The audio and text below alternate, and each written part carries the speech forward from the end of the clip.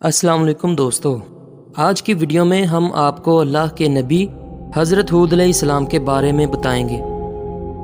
हज़रत हूद अलैहिस्सलाम आद कबीला से हैं। इस कबीला को आदे ओला कहा गया है और आदे सानिया हज़रत सालेह अलैहिस्सलाम को कहा जाता है, जो कौम समूद के नाम से ज़्यादा मशहूर है। हज़रत नूह अलैहिस्सलाम की औलाद में से एक शख्स का नाम आद था। उसकी तरफ मंसूब होने वाली कौम को आद कहा जाता है। आद का नसब ये है: आद बिन औस बिन अरम बिन साम बिन नूह अलैहिस्सलाम। और हज़रत हूद अलैहिस्सलाम का नसब हूद बिन अब्दुल्ला बिन रबा बिन खलूत बिन आद है। हूद हज़रत हूद अलैहिस्सलाम का लक़ब है। दरअसल आपका नाम आबर या आबिर है। एक कौल के मुताबिक आपका नाम ऐबर है। हज़रत हूद अलैहिस्सलाम की वालदा का नाम मकामा बिनते अवैलम बिन साम बिन नूह अलैहिस्सलाम है। रिवायात में मिलता है कि हज़रत हूद अलैहिस्सलाम की पेशानी में हज़रत मोहम्मद मुस्तफ़ा सल्लल्लाहु अलैहि वसल्लम का नूर चमकता था। कुछ लोगों ने आपकी पेशानी में नूर देखकर कहा, बेशक ये शख्स अल्लाह पाक की इबादत करेगा जो एक है और बुतों को तोड़ेगा। उन्होंने आप अलैहिस्सलाम की ताज़ीम की। सूरह अल आराफ में अल्लाह पाक ने फरमाया, हमने कौम आद की तरफ उनके हम कौम हूद अलैहिस्सलाम को भेजा। हज़रत हूद अलैहिस्सलाम हज़रत नूह अलैहिस्सलाम से 800 साल बाद आए और आप ही की शरीयत पर थे। आपकी उम्र में कई अक़वाल मिलते हैं। एक कौल के मुताबिक 400 साल, एक कौल के मुताबिक 460 साल, एक कौल के मुताबिक 434 साल, एक कौल के मुताबिक 464 साल, लेकिन 464 साल वाला कौल ज़्यादा मशहूर है। इतना तवील अरसा आप इस दुनिया में ज़ाहरी हयात में रहे और फिर इस दुनिया फ़ानी से रहलत फरमाई और हयात जावदानी हासिल की। इमाम अली अलैहिस्सलाम से रिवायत है कि हज़रत हूद अलैहिस्सलाम की कब्र हिजर मौत में एक सुर्ख टीले पर है और फरमाया, हजर असवद और मकाम इब्राहीम और जमजम के दरमियान 99 अंबिया कराम की कब्रें हैं। बेशक इसी जगह हज़रत हूद अलैहिस्सलाम, हज़रत सालेह अलैहिस्सलाम और हज़रत शुएब अलैहिस्सलाम की कब्रें हैं। हज़रत हूद अलैहिस्सलाम ने कौम को कहा, ऐ मेरी कौम, अल्लाह की इबादत करो, उसके सिवा तुम्हारा कोई माबूद नहीं है, तुम सिर्फ इफ्तरा बांधने वाले हो। ऐ कौम, इस पर मैं तुमसे कोई उजरत नहीं मांगता, मेरा अजर तो उसी के ज़िम्मा है जिसने मुझे पैदा किया, तो क्या तुम्हें अकल नहीं? और ऐ मेरी कौम, अपने रब से माफ़ी मांगो, फिर उसकी तरफ रजू करो, वो तुम पर ज़ोर की बारिश बरसाएगा और उससे ज़्यादा देगा जो तुम्हारे पास पहले से है, और जुर्म करते हुए रूह गर्दानी ना करो। हज़रत हूद अलैहिस्सलाम की कौम बुत परस्त थी। खसूसन उनके 3 बड़े बुत थे जिनको वो अपने बड़े बुत मानते थे। उन बुतों के नाम सदा, समूद और रबा थे। हज़रत हूद अलैहिस्सलाम की कौम अमान और हिजर मौत के दरमियान फैली हुई थी। ये एक रेगिस्तानी वादी थी जिसका जिक्र कुरान पाक में कुछ इस तरह बयान किया गया है, और याद करो आद के हम कौम को जब उसने इनको सरजमीन अहकाफ में डराया। सूरह अल अहकाफ। कौम आद के छोटे से छोटे कद 90 फीट और बड़े से बड़े कद 150 फीट थे। इसी वजह से अपने जिस्मों और ताकत के गुरूर में ये कहते थे कि हमसे ज़्यादा कोई ताकतवर नहीं। हम पहाड़ों से बड़े बड़े पत्थर और चट्टानें उठाकर एक जगह से दूसरी जगह ले जाते हैं। अगर अजाब हमारे सामने आ गया तो हम उसे हाथों से रोक लेंगे। अल्लाह पाक ने फरमाया, तुम अपनी ताकत पर बड़ा नाज करते हो, कभी मेरी ताकत को भी तसव्वुर में लाया करो। मेरी ताकत के मुकाबिल किसी की कोई मजाल नहीं। हूद अलैहिस्सलाम ने जब उनको शिरक से बाज रहने, बुत परस्ती को छोड़ने और अल्लाह पाक की वहदानियत पर ईमान लाने की दावत दी तो कौम ने आपकी तकज़ीब की।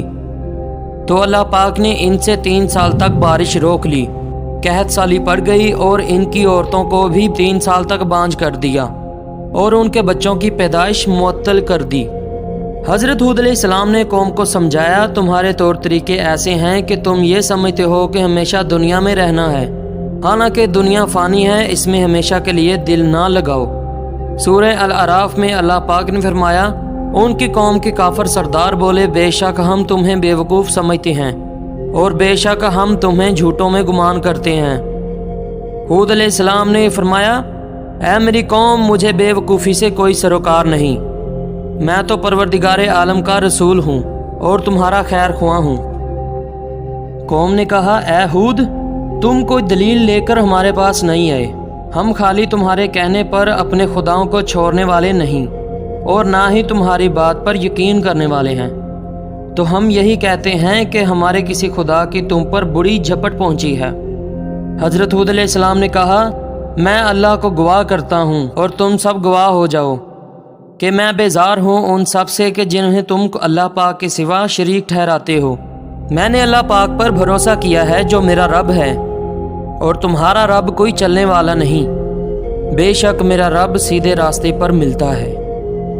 جب حضرت ہود علیہ السلام نے قوم کو سیدھی راہ پر لانے کی پوری کوشش صرف کر دی، لیکن قوم نے بت پرستی کو نہ چھوڑا، تو آپ علیہ السلام نے کہا، اے میری قوم، اب اللہ پاک کے عذاب کا انتظار کرو، انتظار کرو، انتظار کرو۔ پھر اگر تم منہ پھیر لو تو میں تمہیں پہنچا چکا جو تمہاری طرف دے کر بھیجا گیا، اور میرا رب تمہاری جگہ اوروں کو لے آئے گا اور تم اس کا کچھ نہ بگاڑ سکو گے، بے شک میرا رب ہر شے پر نگہبان ہے۔ قوم نے کہا، ہمیں تمہارے عذاب کے خوف دلانے کی کوئی فکر نہیں، ہم تمہارے کہنے سے نصیحت حاصل کرنے والے نہیں، تم بھی پہلے نبیوں کی طرح عذاب سے ڈرا رہے ہو، یہ تو سابقہ رسم چلی آ رہی ہے، ہم بڑی طاقت کے مالک ہیں، ہمیں عذاب کچھ نقصان نہیں پہنچا سکتا۔ سورہ الاحقاف میں اللہ پاک نے فرمایا، پھر جب انہوں نے دیکھا کہ بادل کی طرح آسمان کے کناروں تک پھیلا ہوا ان کی وادیوں کی طرف آتا، بولے یہ بادل ہے کہ ہم پر برسے گا، یہ وہ ہے جس کی تم جلدی کرتے تھے، ایک آندھی ہے جس میں دردناک عذاب ہر چیز کو تباہ کر ڈالتا ہے۔ اپنے رب کے حکم سے تو صبا رہ گئی کہ نظر نہ آتے تھے، مگر ان کے سونے کے مکان ایسی ہی سزا دیتے ہیں ہم مجرموں کو۔ پھر ان کی قوم پر 7 راتیں اور 8 دن لگاتار شدید آندھی چلی، صرف اس میں گرج تھی، بارش نہیں تھی، اور وہ تو کہہ رہے تھے کہ عذاب ہم اپنی طاقت سے ٹال دیں گے۔ جب انہوں نے دیکھا کہ شدید آندھی فضا میں حیوانوں اور پرندوں کو اڑا رہی ہے، تو یہ اپنے مکانوں میں داخل ہو گئے تاکہ اس آندھی کی شدت سے بچ سکیں، لیکن سارے دعوے دھرے کے دھرے رہ گئے۔ اللہ پاک نے اس کو حکم دیا جو ہوائیں چلانے پر مقرر ہے کہ عاد کی قوم پر اپنی ہواؤں کے خزانوں میں سے اتنی مقدار میں ہوا کھول دے جتنی مقدار ایک انگوٹھی کی ہوتی ہے۔ رب تعالیٰ کے خزانوں میں یہ ہوا بظاہر معمولی تھی، لیکن دنیا میں ہولناک طوفان تھا۔ سب سے پہلے ایک عورت نے دیکھا کہ ہوا میں مجھے آگ کے شعلے نظر آ رہے ہیں، اس ہوا نے ان کے مکانوں کے دروازے گرا دیے، وہ ان کے نتنوں میں داخل ہوتی اور ان کی دبر سے نکل جاتی۔ وہ ہوا انہیں گرا رہی تھی، ان کی گردنیں ٹوٹ رہی تھیں، کبھی انہیں زمین سے اٹھاتی اور پھر نیچے پھینک دیتی، ریت کے ٹیلوں میں دب جاتے۔ یہ سلسلہ 7 راتیں اور 8 دن مسلسل جاری رہا، کسی بھی وقت آندھی نہ رکی، وہ سب تباہ و برباد ہو گئے، بڑے بڑے قدموں والے، اپنی طاقت پر ناز کرنے والے۔ جب اللہ پاک کی گرفت میں آئے کہ مرے ہوئے یوں نظر آ رہے تھے کہ یہ کھجوروں کے تنے گرے ہوئے ہیں۔ رب کی عظیم قدرت کا اندازہ کیجئے، جہاں کفار کو تباہ و برباد کر دیا، وہاں حضرت ہود علیہ السلام اور ان کی قوم کو نجات دی۔ ہود علیہ السلام نے اپنی قوم کے ارد گرد خط کھینچ دیا تھا، وہ شدید آندھی انہیں خوشگوار موسم بہار کی ہلکی ہلکی ٹھنڈی ٹھنڈی ہوائیں محسوس ہو رہی تھی۔